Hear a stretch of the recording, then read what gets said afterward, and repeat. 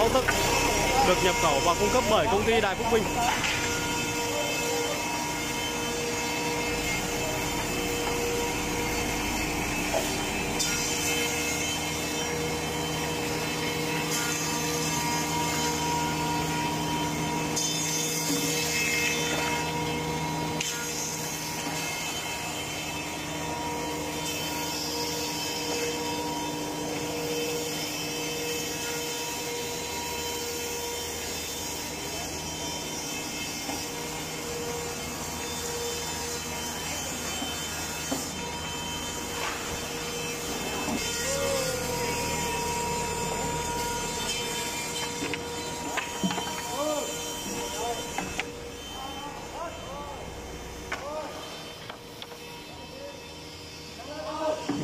Rào xoắn rất mịn luôn.